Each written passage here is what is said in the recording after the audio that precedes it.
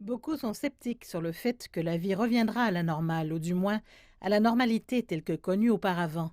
La COVID-19 s'est propagée à travers le monde comme un tsunami, provoquant une dévastation généralisée. Ça a touché à peu près tous les services de l'établissement ainsi que l'entreprise.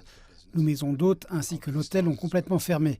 Nous étions dans un dilemme parce que nous avons supporté le salaire de notre personnel pendant quelques mois jusqu'à ce que nous puissions tout simplement plus le gérer.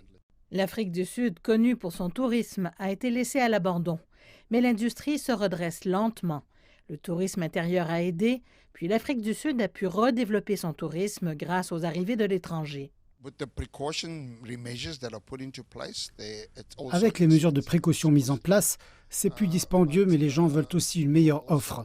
Et je crois que juste pour que nous gardions la tête hors de l'eau et pour survivre dans l'industrie, nous accédons à certaines demandes et nous essayons de commercialiser l'entreprise encore davantage, de meilleure et de plus grande façon, même si c'est très très lent.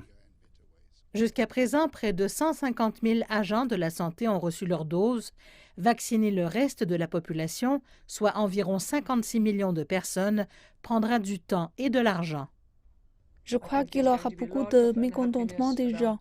Nous l'avons vu avec les travailleurs de la santé en phase 1A, alors que personne ne voulait prendre le vaccin, mais qu'une fois que les vaccins ont commencé à arriver, il y a presque eu des disputes pour l'obtenir. Certains économistes préviennent qu'une reprise économique complète ne pourra arriver que dans quelques années. Mais avec l'assouplissement des restrictions de confinement, les industries ont rouvert et l'économie semble s'améliorer, quoique à un rythme plus lent. En effet, ce sont de bonnes nouvelles. D'un autre côté, si vous fiez à l'opinion d'experts populaires, ils nous disent qu'il va y avoir une troisième, voire une quatrième vague. Donc, si vous regardez l'Afrique du Sud à ce stade-ci, le vaccin est encore de déploiement auprès des travailleurs de la santé et il ne va pas encore au grand public. Alors, qu'est-ce que cela signifie pour les petites entreprises?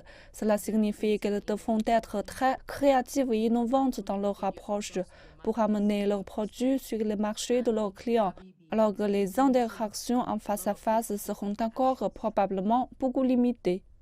Le Trésor a budgété 600 millions de dollars pour la campagne de vaccination.